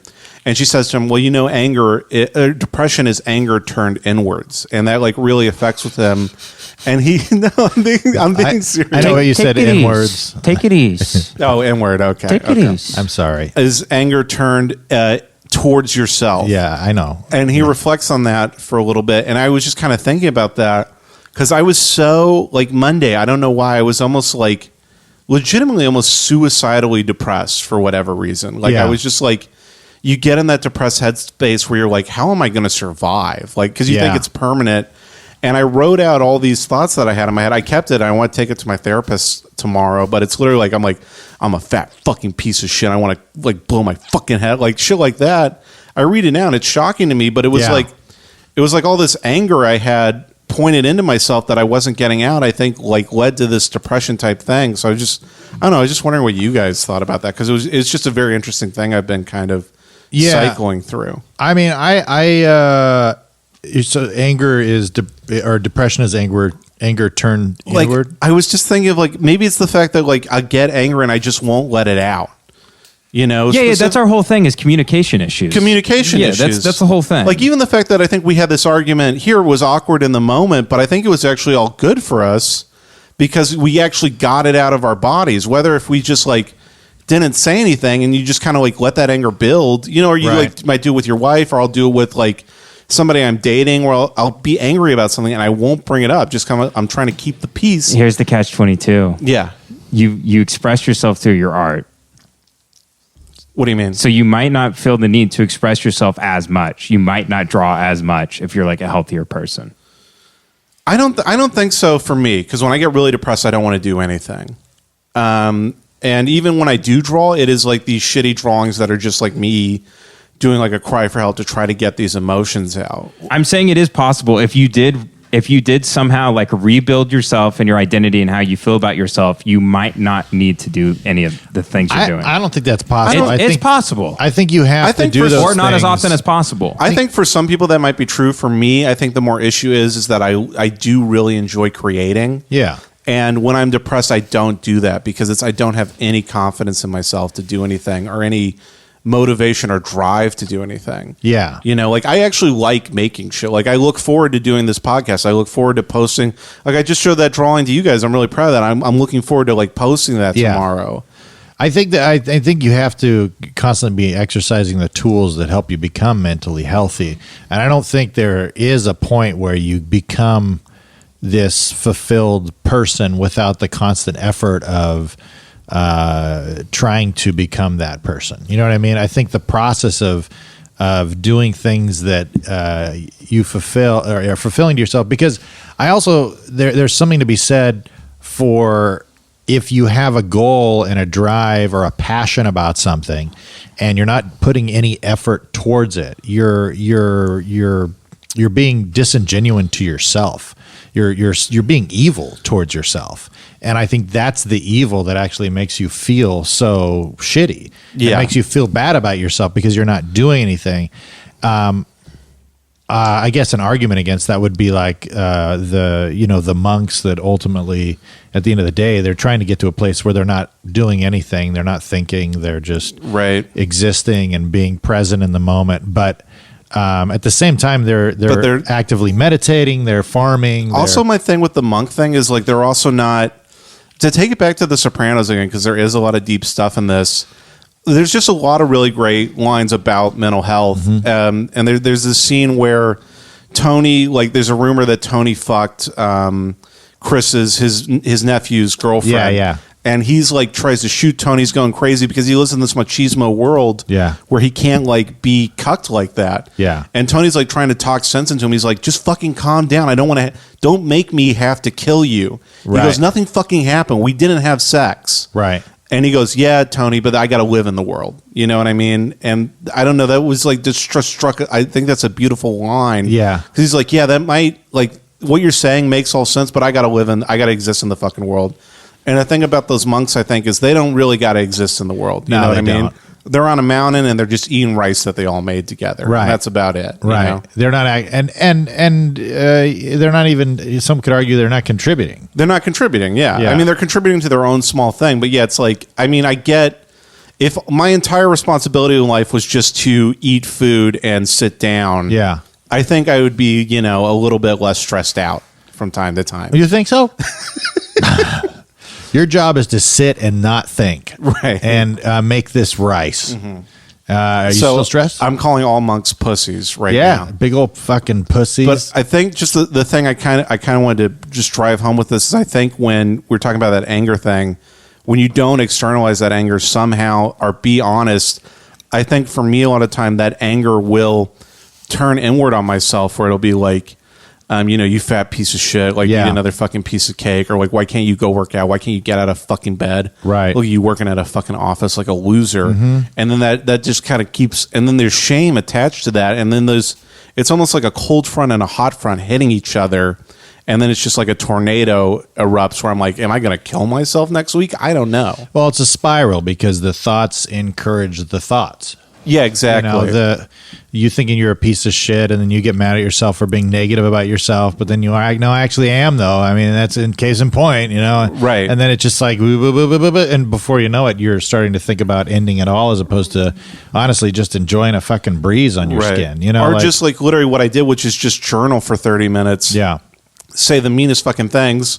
Go work out for 20 minutes and then air punch the wall for like 5 minutes, get the actual anger out of my body, and then I felt like remarkably fine later. Right. Yeah. Yeah. I have a lot of moments like that where I just I don't like the way that I'm feeling or whatever, but I'm trying to continue like the momentum of a conversation, or and it happens a lot in like in social situations where like at the Comedy Store and places like that, where it's just like I like the element in the equation of me enjoying this person's company is irrelevant, right? It's just like, yeah, you need to be here and just keep going. Be cool, man. You just be an island unto yourself, right? And let people attach onto you and whatnot. And I've had the thought, if you're at a mic and somebody crazy person is walking up to you and just being like crazy at you, like, is there a certain part of you that almost owes it to yourself to just like honestly say like, hey, man, I don't want to hurt your feelings, but I don't like talking to you. Can you please not talk to me anymore? Yeah, or just walking away. Or doing whatever. Yeah. And I'm like, literally, if like you took it to the nth degree and I was like, I don't like talking to you, please never talk to me again, it would be awkward, but like, would you feel better? I don't know. Yeah. I don't know. Sorry, my dick keeps going into my body over here. And it's very uncomfortable. I keep having to scratch my dick. And I know that there's somebody on the 360 viewing just going, what the hell is going on over there? Some 5-year-old watching our channel. Yeah. Just zoomed in on your dick like it's And the I'm just Hubble going, telescope. like you're doing a puppet on Sesame Street. Yeah, it's not good. Yeah. Well, I would, before we do wrap up, I'd like to get a little silly at some point if we could. I think that's Okay. All right. All right. So Ben, I was Ben, thinking. you can talk again. So I was thinking during. The whole time you're just looking down at his shoes. Like, what if right at the end of season 5 of The Sopranos, David Chase and all the writers die in a plane crash, and I'm the writer's assistant. So legally, I have to write all of the rest of the season. Okay. And like, there's this weird transformation where it's just revealed that Tony was a pedophile the whole time, and that's why he's been going to therapy and having panic attacks and stuff. And it just at the very end, he just sees a kid at a diner and his pants fall down, and he sees his dick and balls, and he just and then it just goes to black. Well, because he had an aneurysm. Yeah, He's yeah. so turned Anthony, on. it's hard for me to connect you because you're a boy and you're a little boy. And I see you as a sexual object. Right. Audiences are waiting at the premiere of the new season of The Sopranos, which has been surprisingly changed to The Gay Sopranos, which is the official title of the series. And it turns out the first 5 seasons were all a dream in, and I'm quoting, Gay Tony's gay head. My Gumaj, a 12-year-old boy. I mean, what can I fucking do about The this only shit? character that remained unchanged was Bobby Baklava. he kept playing with trains and fucking his fat wife. That's a good ending, right? Yeah, that's a good. That's It's good. insane that we're referencing a show that's been off the air for over a decade. It's a brilliant show. It really is. It's the greatest show of all time. I love it. What the name of this episode should just be The Sopranos. It literally, yeah, The Sopranos, The Gay Sopranos. Yeah. I don't know. If you're into the mental health thing, you really, and you haven't watched it, you should check it out because it really dives into depression and anxiety and all this type of It stuff. does, and there's a lot of murder and some boobs in there too. Yeah, a lot of boobs. Tell you what. So there you go. By the way, shout out to all of our female listeners out there. Yeah, all 2 of them. No, I mean we keep getting more and more shout outs from female. It's blowing my mind. It really is. Yeah, like they keep going, by the way, I am a woman. I am yes, proof. they're like, I'm a woman. I love the show. I really appreciate it. You know, I'm just like, yeah, right.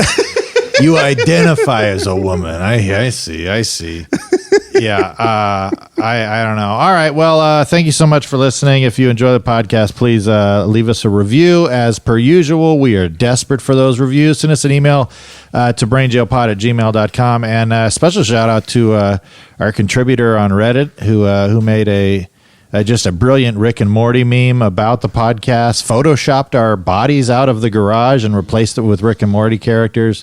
And, we're really, we're really breaking new ground on the internet, and it's a beautiful thing. Yeah. So, The first subreddit for a podcast. ever. First subreddit for a podcast ever, and it's a big deal. Subscribe to Jace Avery if you want to see those drawings on Instagram. I'm at Kevin Tink, and Ben is at Morpheus Quotes, and we'll see you next week. All right. Bye.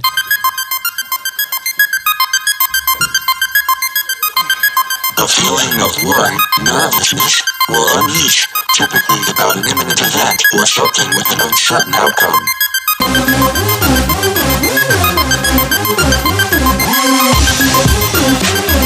Shit, if this gonna be that kind of party, I'm gonna stick my dick in the mashed potato.